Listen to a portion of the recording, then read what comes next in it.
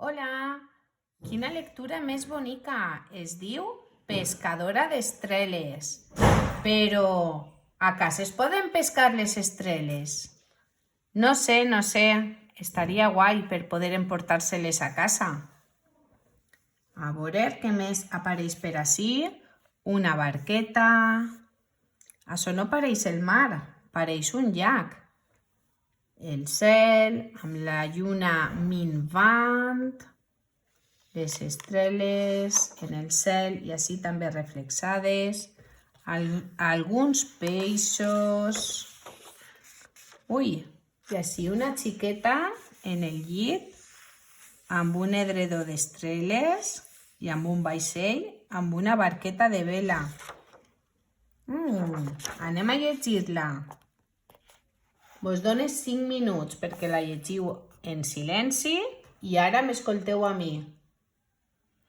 Aquella nit, Alba s'acostà a la vora del llac i toca l'aigua amb la punta dels dits. Un somriure se li pintà a la cara. La nit es presentava perfecta. Una brisa suau la despentinava amb dits de seda. El cel, negre com la tinta dels calamars, estava net de núvols, com si acabaren de torcar-lo amb un drap. I la lluna, minvant, prima com una tallada de meló, deixava veure milers d'estreles. No podia demanar-se més. Alba caminà cap a l'embarcador. A distància, a la llum de les estreles, apenas podia distingir la vela de la seua barqueta, però no li importava, perquè coneixia tan bé el camí que podria fer-lo amb els ulls tancats. Quan arribà al moll, pujà a la barca i deslligà la corda que la subjectava. La brisa de la nit umflà la vela i la barqueta s'allunyà a poc de terra, cap al centre del llac. Totes les estrelles del cel es reflectien en l'aigua quieta. Aleshores, Alba es posà dreta al centre de la barca i llançà la xàrcia amb totes les seues forces. Un remolí de peixos va fer bullir la superfície del llac. Alba els deixà fugir ben lluny de la xàrcia. Aquella nit no li interessaven els peixos. Esperà amb paciència que el llac s'encalmara de nou. Quan tornà a ser un espill del cel, deixà que la xàrcia s'esbarara suaument per damunt de l'aigua. Un minut després, amb un moviment enèrgic, la va traure de l'aigua carregada d'estreles. «Bona collita!», cridà entusiasmada. El crit la despertà de sobte i Alba es trobà en el seu llit, tota embolicada amb els llençols. Mirà al seu voltant una mica atabalada, però no hi havia res de res. Ni xàrcia, ni estreles, ni barca, ni llac. Havia tingut un somni molt bonic i molt estrany. En aquell moment, a l'habitació del costat, sonà el despertador dels pares.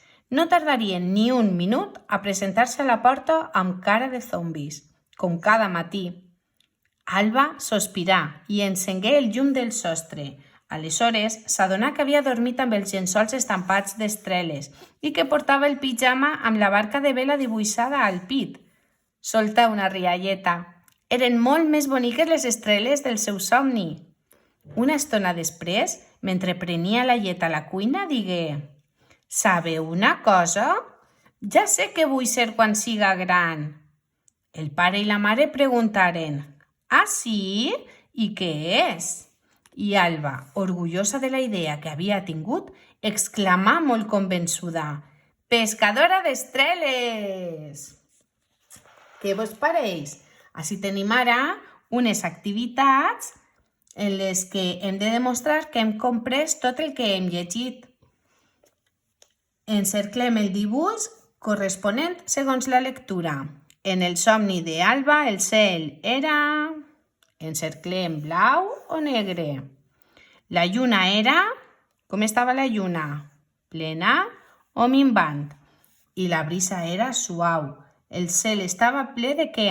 D'estreles o de núvols? I a on se'n va pujar? A la barqueta en motor o a la barca de vela per anar cap al centre del llac?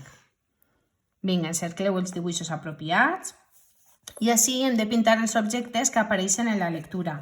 Tenim una barca de vela, un pijama, un dofí, un despertador i una xarxa per a pescar.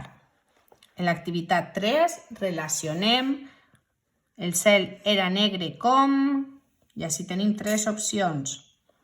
Estava net de núvols com, tenim així una altra opció, i la lluna era prima com. Són unes comparacions, podeu fer les fletxes de colors i ben boniques. I per últim, pinta les paraules que signifiquen el mateix que atabalada. Atabalada, com estava la xiqueta? Afaenada, marejada, cansada, atordida, concentrada o desorientada? Jo pintaria 1, 2, crec que 3. Vinga, a veure vosaltres. Una besadeta.